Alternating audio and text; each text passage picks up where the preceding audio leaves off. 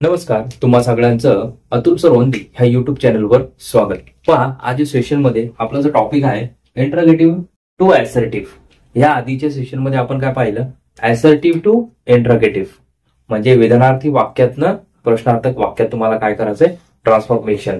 आता जे ट्रान्सफॉर्मेशन आहे ते इंट्रोगेटिव्ह टू असर्टिव्ह म्हणजे वाक्य तुमचं म्हणजे तुम्हाला वाक्य दिलेलं असेल हे प्रश्नार्थक आणि त्याचं तुम्हाला करायचंय वेदनार्थी वाक्यामध्ये त्याचं ट्रान्सफॉर्मेशन करायचंय. तर पहा, पहिल्यांदा आपण वाक्यांचे प्रकार पाहून घेऊ. वाक्यांचे 4 प्रकार आहेत. पहिला आहे असर्टिव्ह, त्यालाच आपण डिक्लेरेटिव्ह आणि स्टेटमेंट म्हणजेच मराठीमध्ये त्याला वेदनार्थी वाक्य म्हणलं जातं. त्यानंतरच आहे इंट्रोगेटिव्ह. इंट्रोगेटिव्ह सेंटेन्स म्हणजे काय की प्रश्नार्थक वाक्य म्हणजे प्रश्न जे तुम्ही प्रश्न बोलणार किंवा लिहिणार किंवा ऐकणार म्हणजे वाक्य आणि शेवटी प्रश्नार्थक चिन्ह हे जेव्हा असतं तेव्हा समजायचं की हे तुमचं प्रश्नार्थक वाक्य आहे. त्यानंतर इम्परेटिव्ह सेंटेन्स म्हणजे आज्ञार्थक वाक्य म्हणजे असे वाक्य की ज्यांची सुरुवात ही क्रियापदाच्या मूळ रूपाने होते म्हणजे क्रियापद म्हणजे वर्ब. ओके. आणि एक्सक्लेमेटरी सेंटेन्स म्हणजे उद्गारवाचक वाक्य. आता ह्यांची सुरुवात ही नेहमी कशाने होते लक्षात ठेवायचं, व्हॉट आणि हाऊ वाक्य असतं आणि शेवटी उद्गारवाचक चिन्ह. बघा, व्हॉट आणि हाऊ आणि शेवटी जर उद्गारवाचक चिन्ह असेल तर आपण लक्षात घ्यायचं की ते तुमचं एक्सक्लेमेटरी सेंटेन्स आहे. आज पहा, आपला जो कॉन्सेप्ट आहे तो आहे इंट्रोगेटिव्ह टू असर्टिव्ह. मागील सेशन मध्ये आपण काय पाहिलं होतं, असर्टिव्ह टू इंट्रोगेटिव्ह. बघा, आता यांच्याबद्दल तुम्हाला थोडंसं मी डिटेल सांगतो आणि नंतर म्हणजे आपण वाक्यरचना घेऊ. बघा, आधी असर्टिव्हचं पाहू आपण. आता असर्टिव्हचे 2 प्रकार पडतात. एक आहे त्याचं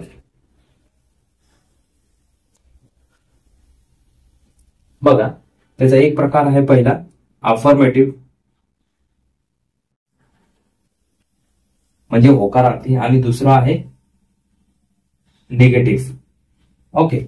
आणि प्रश्नार्थकचे पण 2 प्रकार पडतात प्रश्नार्थक वाक्याचे. बघा, पहिला आहे डब्ल्यूच क्वेश्चन आणि दुसरा आहे वर्बल क्वेश्चन. काय वर्बल क्वेश्चन त्यालाच आपण काय म्हणतो, एस किंवा नो टाईप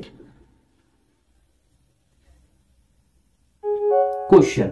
बघा, असर्टिव्हचे 2 प्रकार, अफर्मेटिव्ह म्हणजेच होकारार्थी आणि निगेटिव्ह म्हणजे नकारार्थी. आणि डब्ल्यूच क्वेश्चन हे इंट्रोगेटिव्ह सेंटेन्स म्हणजे प्रश्नार्थक वाक्याचे 2 प्रकार. पहिला आहे डब्ल्यूच क्वेश्चन म्हणजे असे प्रश्न की ज्यांची सुरुवात ही कशाने होते, WH. ओके. आणि दुसरं जे आहे वर्बल क्वेश्चन त्यालाच आपण काय म्हणतो, येस नो टाईप क्वेश्चन म्हणजे असे प्रश्न की ज्यांचं उत्तर हे हो किंवा नाही मध्ये येतं. राईट. आता ह्यांचं आपण बघूया स्ट्रक्चर, सेंटेन्स स्ट्रक्चर कसं असतं ते बघूया. बघा, ह्याचं जे आहे स्ट्रक्चर कसं आहे तुमचं, सब्जेक्ट, वर्ब आणि ऑब्जेक्ट. आता ह्याच्यामध्ये काय तुमचं WH नंतर वर्ब नंतर आहे सब्जेक्ट, ऑब्जेक्ट आणि क्वेश्चन मार्क. आता ह्याचं स्ट्रक्चर पहा. सुरुवातीला वर्ब म्हणजे इथं वर्ब म्हणजे काय माहितीये का, क्रियापद नाही, टू बीचं रूप. लक्षात ठेवा, काय टू बीचं रूप. जसे की बघा, आय एम हिअर हे काय तुमचं टू बीचं रूप, त्याला तुम्ही वर्ब पण म्हणू शकता. ओके. हे वर्ब म्हणजे हे वाले वर्ब सगळे. आलं लक्षात, कन्फ्युजन करून घेऊ नका. बघा, सुरुवातीला काय ना टू बीचं रूप नंतर सब्जेक्ट लिहून देतो मी, टू बीच लिहितो त्यावेळेस डायरेक्टली तुम्हाला समजून येईल. ओके. इथं टू बीचं रूप, इथं पण टू बीचं रूप, इथं इथं पण काय टू बीचं रूप, नंतर काय सब्जेक्ट नंतर ऑब्जेक्ट आणि क्वेश्चन मार्क. हे असं यांचं स्ट्रक्चर आहे काय वाक्यांचं. जसे की बघा, हे स्ट्रक्चर जर तुम्हाला समजलं तर ह्याच्या वाक्यरचना तुम्हाला इकडून इकडे ट्रान्सफर करता येतील आणि इकडून इकडे ट्रान्सफर करता येतील. हे ज्यांना जमलं त्यांच्या हे लगेच लक्षात येऊन जाईल. बघा, आजचा आपला जो कॉन्सेप्ट आहे, आपल्याला इंट्रोगेटिव्हचं काय करायचंय, असर्टिव्ह मध्ये करायचंय. हे आधी समजून घ्या कसं यांचं स्ट्रक्चर आहे ते. ओके. वाटलं तर लिहून प्रॅक्टिस करा. आता ह्याच्यानंतर आता आपण ह्याच्या वाक्यरचना बघूयात. हे लक्षात आलं तुमच्या. आता ह्याच्यामध्ये तुम्हाला दोन गोष्टी लक्षात ठेवायचे, सिंपल प्रेझेंट टेन्स आणि सिंपल पास्ट टेन्स. हे ज्यावेळेस आपण करतो तर त्याच्यामध्ये टू बी चं रूप कुठलं येतं बघा, तुम्हाला लिहून देतो, लिहून घ्या तुम्ही.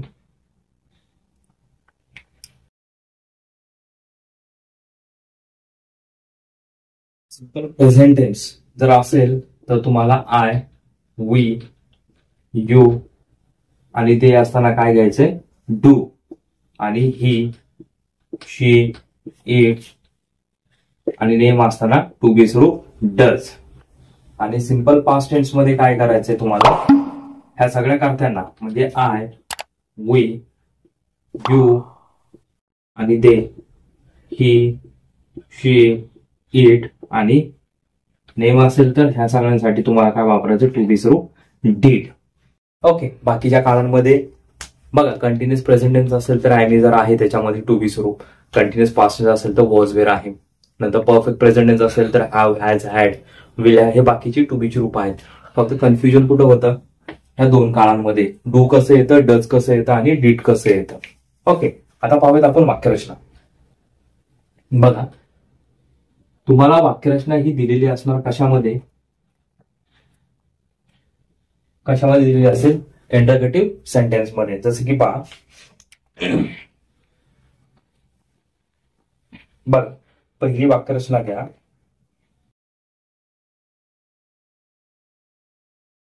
बघा पहिली वाक्यरचना काय, हा ह्याचे काही नियम आहेत. बघा प्रश्नार्थक वाक्य, बघा लक्षात घ्या, प्रश्नार्थक वाक्य हे जर होकारार्थी असेल, होकारार्थी असेल तर त्याचं विधानार्थी वाक्य काय करायचं तुम्हाला, नकारार्थी करायचंय. काय काय करायचं तुम्हाला, नकारार्थी. ओके. आणि दुसरं काय, जर प्रश्नार्थक वाक्य हे नकारार्थी असेल,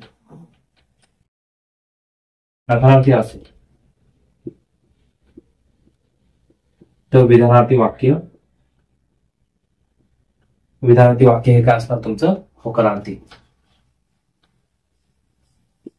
काय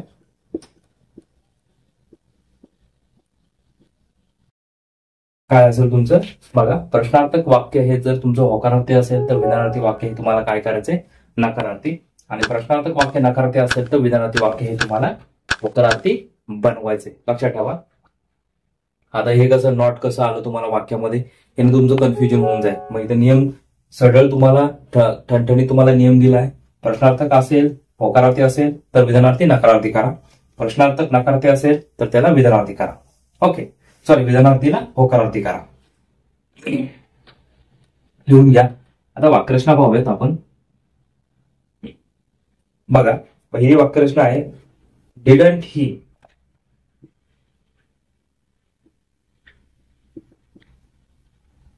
ही lose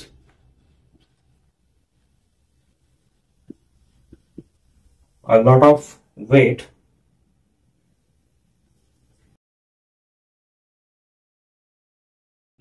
over the month.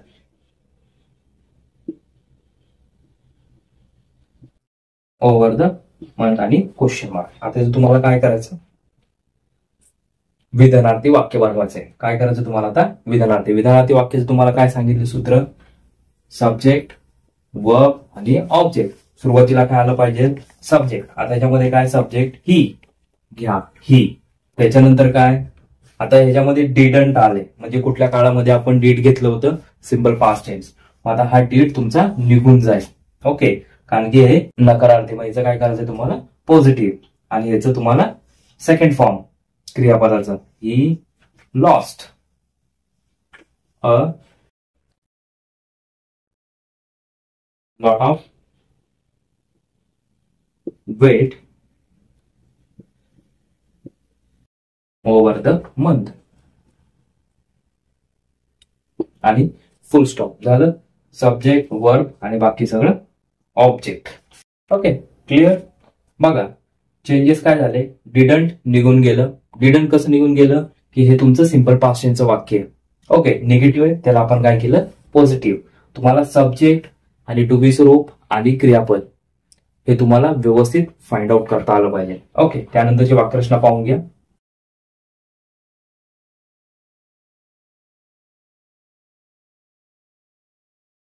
बघा,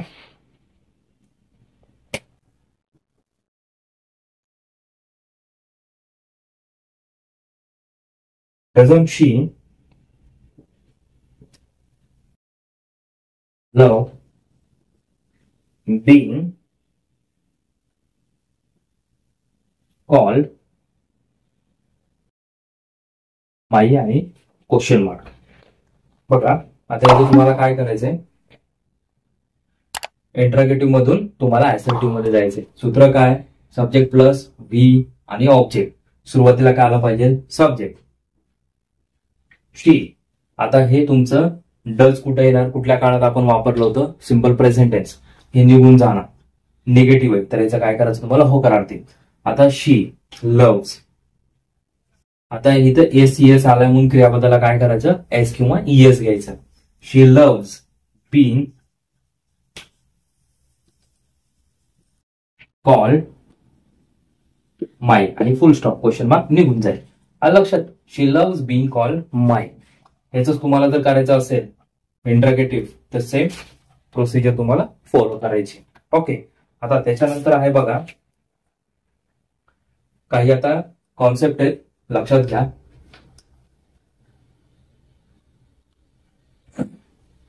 बघा, जर वाक्यामध्ये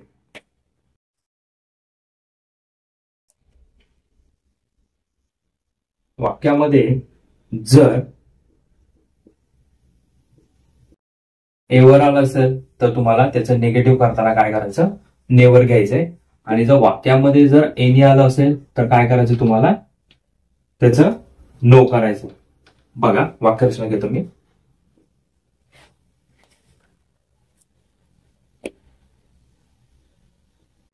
will Ajay ever forget my kindness. Kindness आणि क्वेश्चन मार्क. बघा, आता हे वाक्य तुमचं काय निगेटिव्ह आहे. आता ह्याचं तुम्हाला काय करायचंय, पॉझिटिव्ह मध्ये. बघा कसं करायचं ते. सूत्र काय, ऍसर्टिव्हचं सुरुवातीला सब्जेक्ट, मग घ्या सब्जेक्ट सुरुवातीला अजय. आता एवरचं काय करायचंय तुम्हाला, नेवर करायचंय. काळ कुठला आहे, आता इथं टू बी स्वरूप आहे तसं तसं घ्या. फक्त चेंजेस कुठल्या काळात होतात, सिंपल प्रेझेंट आणि सिंपल पास्ट. अजय विल, एवरचं नेवर करा. Ajay will never forget my kindness आणि फुल स्टॉप. ओके, त्यानंतरचं पहा वाक्यरचना. बघा, आता एनी आलं असेल वाक्यामध्ये, डज एनीवन नो यू आणि क्वेश्चन मार्क. बघा, आता कसं बनवायचं, इथं काय तुमचं डज आहे, डज एनीवन नो यू. आता इथं काय करायचंय, एनीचं तुम्हाला काय करायचंय, नो घ्यायचं. फक्त एनीचं सुरुवातीला नो. सब्जेक्ट काय तुमचा, ह्याच्यामध्ये एनीवन आहे तर एनीच्या ऐवजी नो, नो वन. नंतर काय करायचंय, क्रियापद तुमचं नोज. सिंग्युलर आहे म्हणून त्याला एस किंवा येस आपण वापरणार. Knows you. हे वाक्य तुमचं काय आहे, पॉझिटिव्हचं. ह्याला आपण काय केलं, निगेटिव्ह. ओके, आलं लक्षात. आता ह्याच्यानंतरचा जो कन्सेप्ट आहे तुमचा, लिहून घ्या, व्हिडिओ पॉज करून लिहून घ्या. त्यानंतर आहे याचा कन्सेप्ट. बघा, जर वाक्यामध्ये जर तुमचे जर वाक्याची सुरुवात जर होणे झाली असेल तर त्याचं ऍसर्टिव्ह कसं करायचं. बघा, वाक्याची जर सुरुवात होणे झाली असेल, बघा वाक्याची सुरुवात जर हूने झाली असेल तर त्याला तुम्हाला काय करायचंय, असर्टिव्ह मध्ये एव्हरीबडी, एव्हरीवन किंवा ऑल घ्यायचंय. बघा वाक्यरचना पाहू मग तुमच्या लक्षात येऊन जाईल.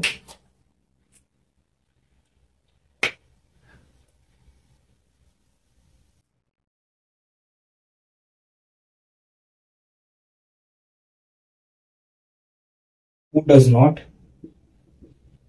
like to become great आणि क्वेश्चन मार्क. बघा तुम्हाला काय करायचंय, हू काढून टाकायचंय, हे डज पण काढायचंय. त्याचे काय करायचं तुम्हाला, नॉटच्या ऐवजी तुम्हाला काय करायचं त्याच्यामध्ये होकारार्थी घ्यायचंय.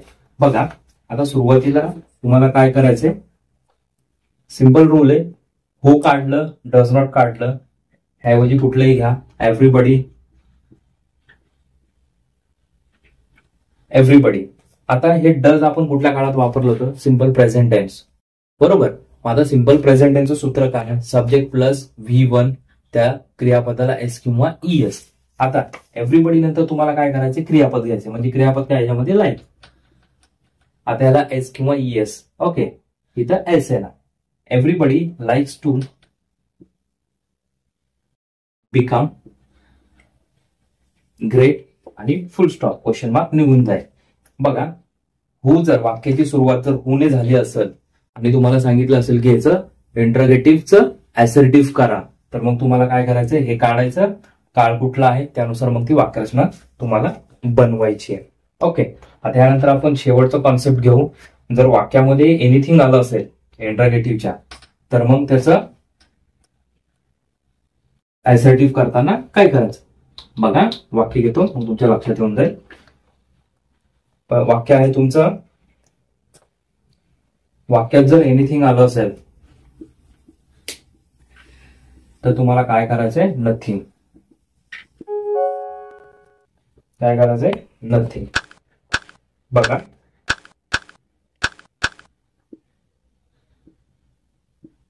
Can we do anything about it आणि क्वेश्चन मार्क. बघा आता हे वाक्य तुम्हाला कशात करायचंय, असर्टिव्ह मध्ये. सुरुवातीला काय घ्यायचंय तुम्हाला, सब्जेक्ट तुमचा, ओके घेतलं, नंतर काय टू बी सर्व, कॅन, नंतर क्रियापद यायचं डू, वी कॅन डू. एनिथिंगच्या ऐवजी काय करायचं तुम्हाला, nothing, we can do nothing about it आणि फुल स्टॉप. बघा तुम्हाला बऱ्यापैकी मी सगळे चेंजेस करून दाखवलेत, हे लिहून घ्या, ह्याच्यावर सराव करा, कारण की वाक्यरचना ह्या सोप्या असतात आणि सोडवता तुम्हाला आल्या पाहिजे. काही कुठला कन्सेप्ट राहिला असेल तर मला कमेंट बॉक्समध्ये तुम्ही कमेंट करा. आणि चॅनलवर नवीन असाल तर चॅनलला नक्की सबस्क्राईब करा आणि लेक्चरलाही लाईक करा.